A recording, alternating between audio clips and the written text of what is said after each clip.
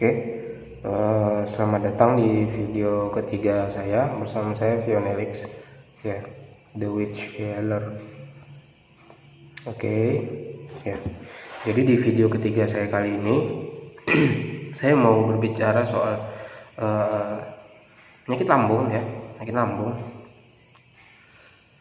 Ya, yang biasanya sering terjadi di banyak orang ya, dan ini kemarin sesuai sama pollingnya kayaknya ada 3 orang ya yang vote soal itu apa materi tentang lambung. Jadi kalau tentang soal lambung ya, itu ada yang namanya asam lambung, ada tukak lambung atau apapun lah macam-macamnya. Itu saya kurang mendalami ya. Intinya adalah ya sakit lambung, sakitnya di lambung kayak gitu. Oke, sakitnya di lambung.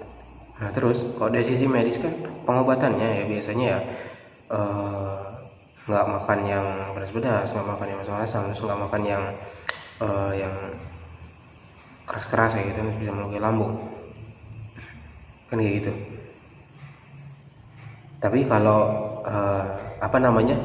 di sisi lain ya, di sisi lain kita banyak faktor yang mempengaruhi kenapa seseorang itu bisa sakit lambung. Ya, masalah psikologis misalkan, masalah psikologis ya, seseorang ini dia itu terlalu cemas menghadapi kehidupannya. Misal teman-teman nih yang pernah maju seminar ya, maju presentasi di depan kelas misalnya, teman-teman maju tapi sebelum teman-teman maju, sebelum gilirannya, ada nggak kepikiran misalkan nanti teman-teman pada nanyain apa ya, nanti teman-teman nanya susah nggak ya, nanti aku bisa nggak ya presentasi, nanti aku bisa jawab nggak ya, dan lain-lain sebagainya, pertanyaan-pertanyaan yang nggak memberdayakan pikiran ya. Akhirnya apa? Akhirnya selama bertanya-tanya itu perut jadi mules ya, area-area sini jadi mules, pengen biasanya ya kan ya, atau yang lain deh misalkan cemas mikirin apa gitu yang suatu hal yang nggak pasti. Padahal ya hidup ini nggak ada yang pasti kan ya, kita nggak tahu ke depan 10 menit ke depan nggak tahu bakal terjadi apa ya. Sebelum saya membuat video ini, saya sudah membuat video sebelumnya, saya juga nggak tahu bakalan terjadi apa. Tadi tuh mati lampu, saya lagi buat video. Apakah tadi saya memikirkan apakah ini mati lampu? Enggak, saya langsung jalan aja, langsung buat video kayak ini nih. Nyalain di tengah-tengah mati lampu. Aduh, udah panjang lebar saya jelasin tadi. Tapi saya buat lagi lah, kayak ini apa? Ya, saya jelasin lagi. Jadi yang namanya cemas itu kita memberi sinyal kepada cemas itu kan rasanya bukan di fisik ya, tapi di perasaan. Kalau ngomongin perasaan berarti kita ngomongin apa yang namanya di alam bawah sadar. Saya nggak mau bahas yang terlalu panjang lebar ya tentang alam bawah sadar. Intinya itu ada yang namanya alam bawah sadar, namanya alam sadar. Alam sadar itu kita ini yang sadar-sadar nih. Oke, alam bawah sadar tetap punya perasaan. Kalau kita banyak merasa ya alam bawah sadarnya yang aktif. Kalau kita terlalu banyak mikir berarti otak sadarnya yang aktif ya gitunya. Tapi kalau teman-teman bilang nggak usah di terlalu kan ya, teman-teman cukup tahu kalau perasaan itu letaknya ya bukan di pikiran sadar tapi di pikiran bawah sadar. Nah, pikiran bawah sadar ini dia itu ibaratnya data-data di situ, data-data yang nantinya menjelma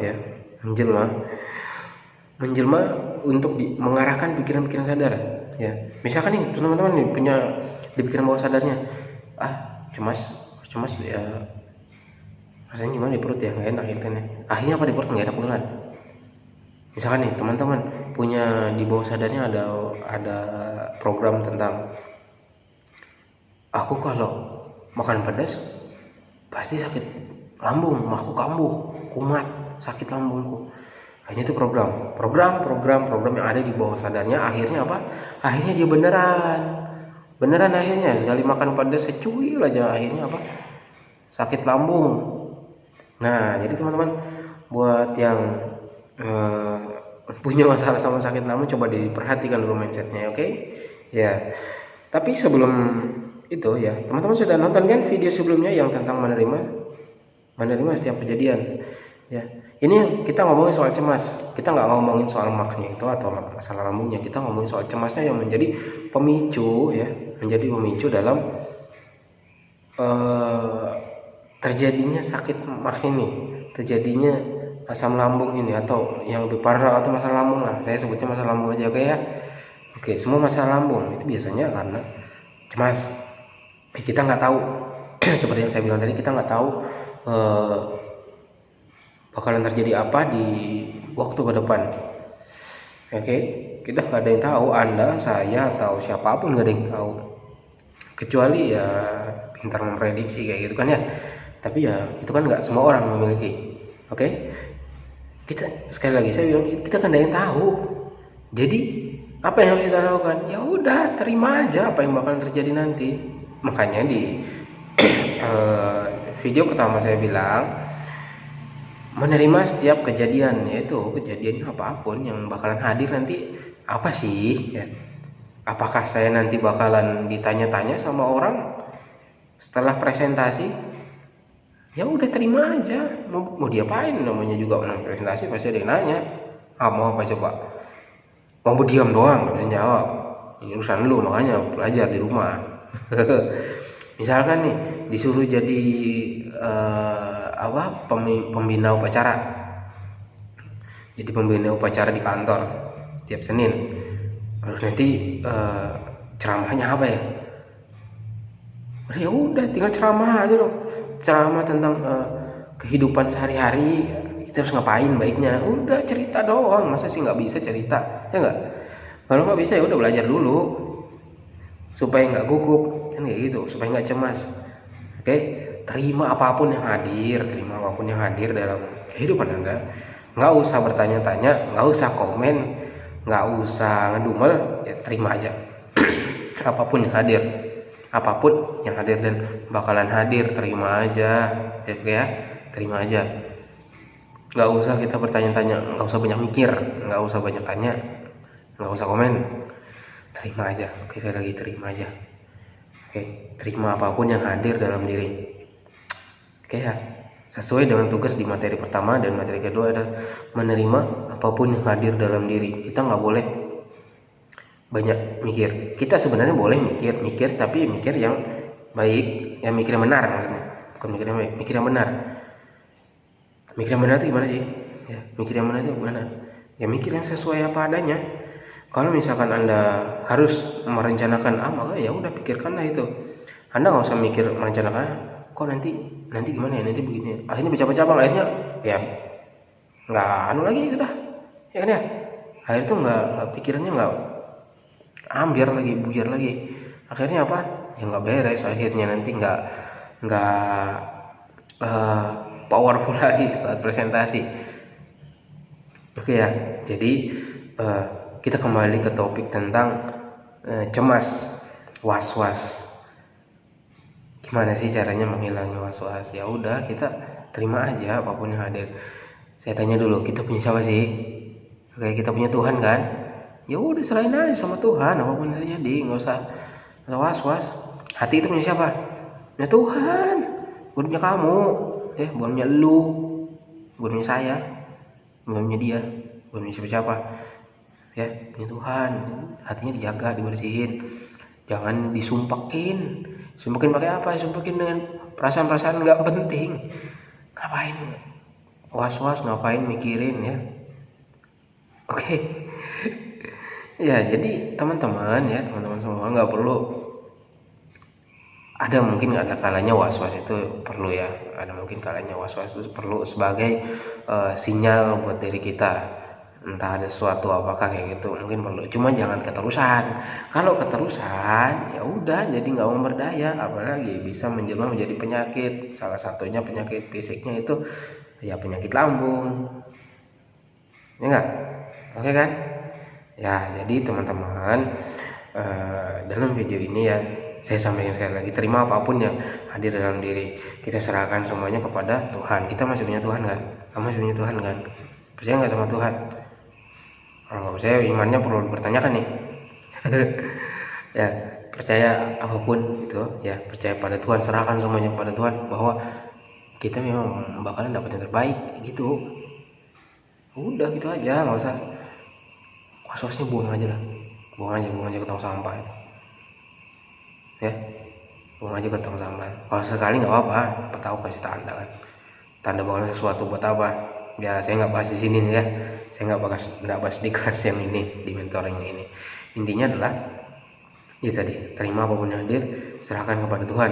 Apapun yang terjadi ya udah, kita nggak usah komen, nggak usah banyak mikir, nggak usah banyak tanya. Apapun yang terjadi ya udah, terima aja. Oke, itu aja.